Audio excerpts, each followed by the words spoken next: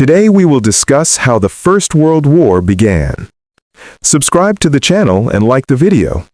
Let's start by learning how the First World War began.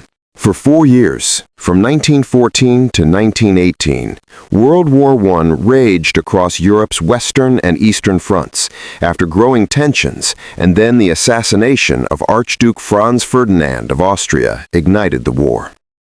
Trench warfare and the early use of tanks, submarines, and airplanes meant the war's battles were devastatingly bloody, claiming an estimated 40 million military and civilian casualties, including 20 million deaths. Fighting under brutal conditions, World War I battles on both land and at sea saw mass carnage but few decisive victories, with some conflicts waging for months on end. Below is a timeline of the war's most significant battles. Battle of Mons, August 23, 1914.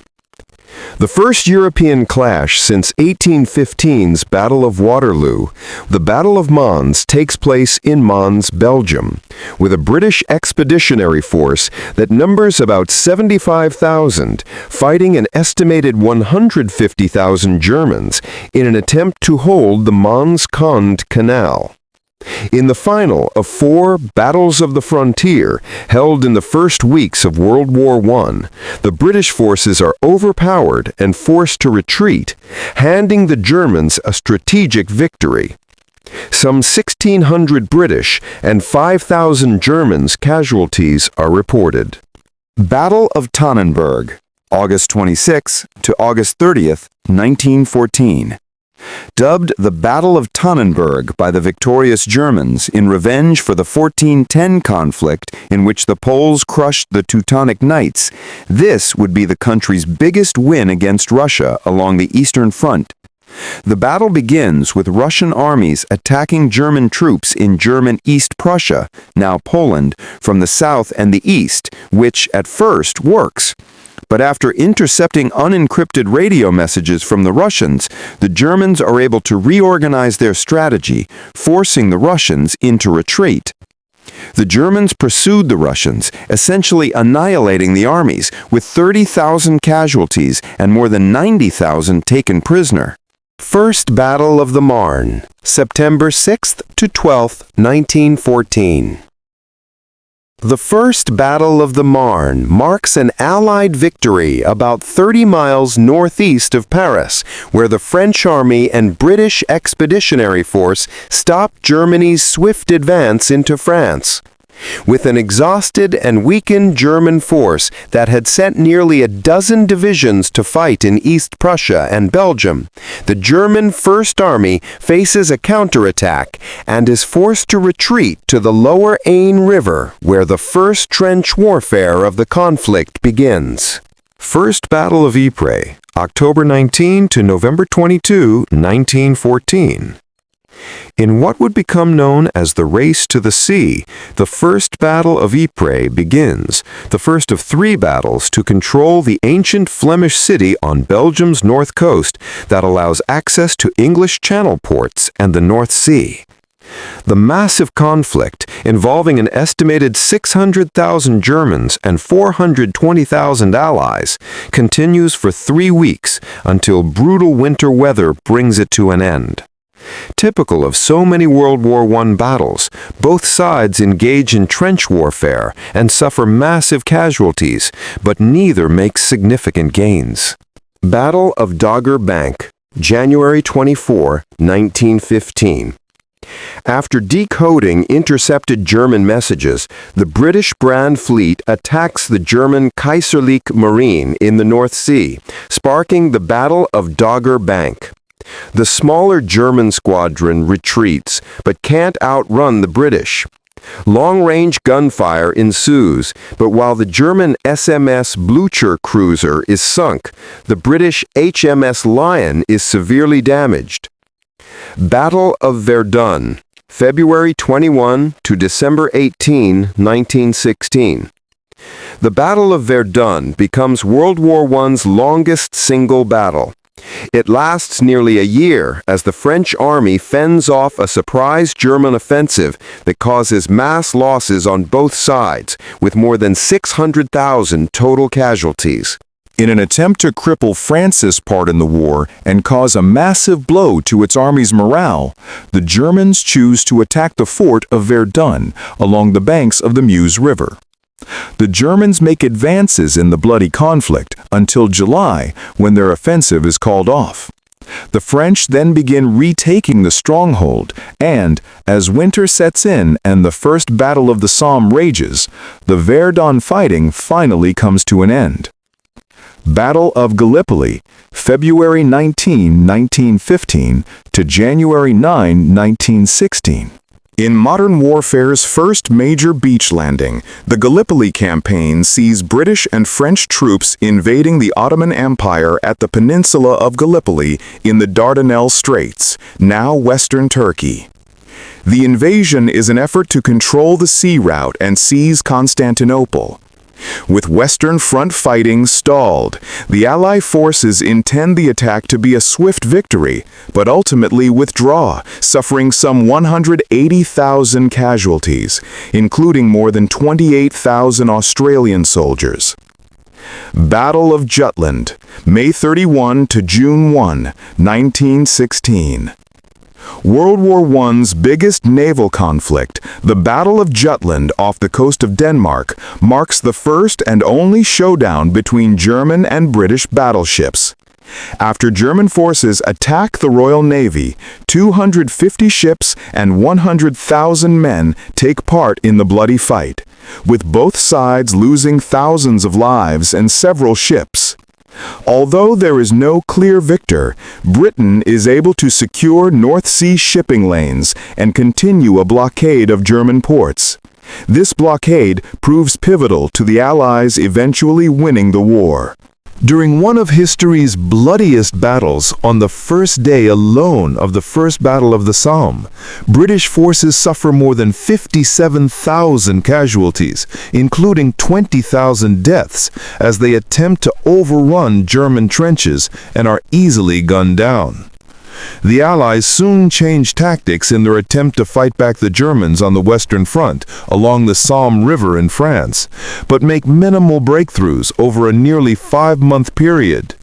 Notable for the first's use of tanks, the battle finally ends with more than 1 million casualties. Battles of the Isonzo, June 23, 1915 to October 24, 1917. The 12 battles held along the Italian front at the Isonzo River at the Adriatic Sea, now part of Slovenia, see the Italians repeatedly attacking the Austrians to gain control of the area and entry to Vienna. After Italy makes some progress after multiple failed attempts, Germany eventually joins the Austrian troops, forcing Italy into retreat. Third Battle of Ypres, July 31st to November 6, 1917. Also known as the Third Battle of Ypres, the Battle of Passchendaele takes place in Ypres, Belgium, as British forces, with help from the French and the use of tanks, launch an attack to wrest control of Ypres from the Germans. Attacks and counterattacks ensue for 4 months in the rain and mud, with Canadian forces brought in to help relieve the troops, but little ground being won. In the end, it is considered a victory for the Allies, with but one that costs both sides more than 550,000 casualties. Battle of Vimy Ridge, April 9 to April 12, 1917. In its first attack as a unified force, the Canadian Corps, consisting of the 4 Canadian divisions, launches an Easter Sunday offensive at Vimy Ridge in northern France, claiming a quick and decisive victory over the Germans in 3 days. Part of the Allied Battle of Arras, the well-planned battle uses new artillery tactics and marks the Corps as an elite force. June Offensive, July 1 to July 4, 1917. In an attack by Russian forces against the Austro-Hungarians and Germans in Galicia, the June offensive, also called the Kerensky offensive and the July offensive, operation takes place, ordered by Russian Minister of War Alexander Kerensky against the nation's popular calls for peace. Despite early gains, Russian troops suffer mass casualties and soon revolt. They are quickly overtaken by an Austro-German counterattack, and the Russian army essentially disintegrates. Battle of Caporetto, October 24 to December 19, 1917. Immortalized by Ernest Hemingway's A Farewell to Arms, the Battle of Caporetto, also called the 12th Battle of the Isonzo, is waged on the Italian front near Kobarid, now part of Slovenia. German and Austro-Hungarian forces soundly defeat the Italian front line, resulting in nearly 700,000 Italian casualties and seriously diminishing morale. Battle of Cambrai, November 20th to December 5th, 1917. In World War I's first large-scale tank offensive, the Battle of Cambrai near Cambrai, France, ultimately gains little ground, but changes the course of modern warfare with the use of tank brigades and new artillery methods. On November 20th, British forces engage in a surprise attack, gaining some new territory over the next several days. But on November 30th, a massive German counterattack results in most of that ground being recovered. Second Battle of the Somme, March 21 to April 5, 1918.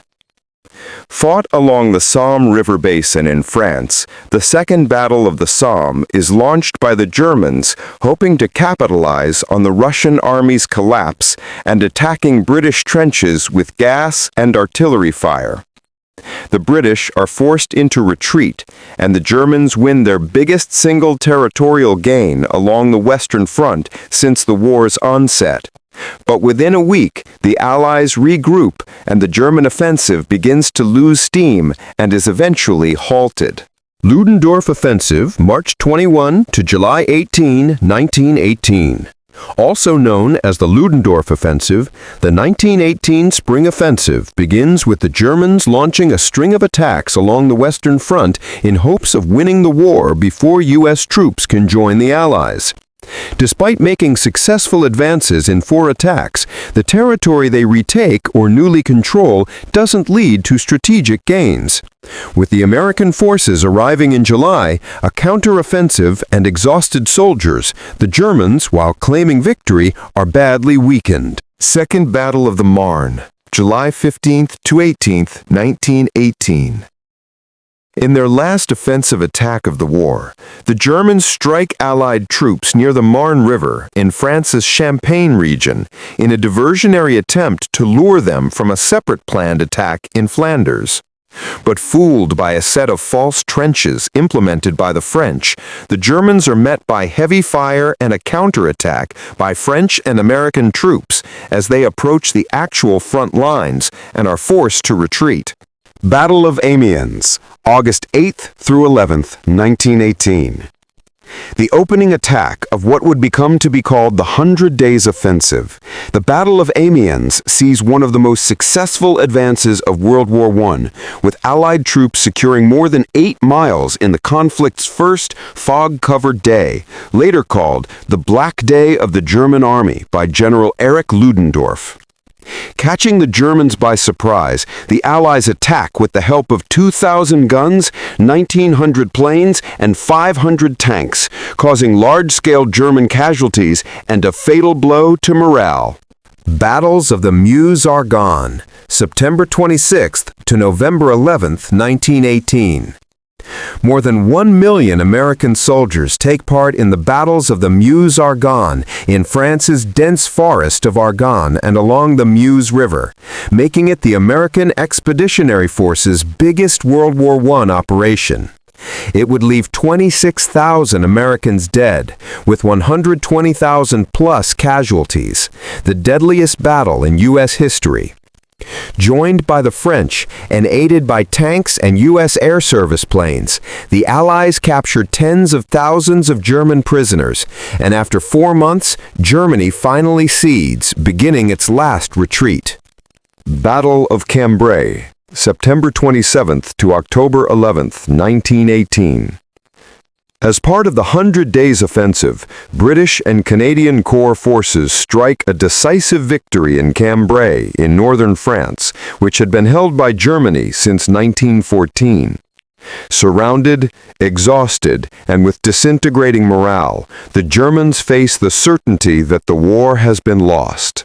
Battle of Mons, November 11, 1918. Fought on World War I's final day, the Canadian Corps captures Mons, Belgium, held by the Germans since 1914 in the Battle of Mons. The early morning offensive happens hours before troops learn that Germany has agreed to an armistice at 11 a.m. It also marks the final death of an Allied soldier, a Canadian shot by a sniper minutes before the gunfire ends.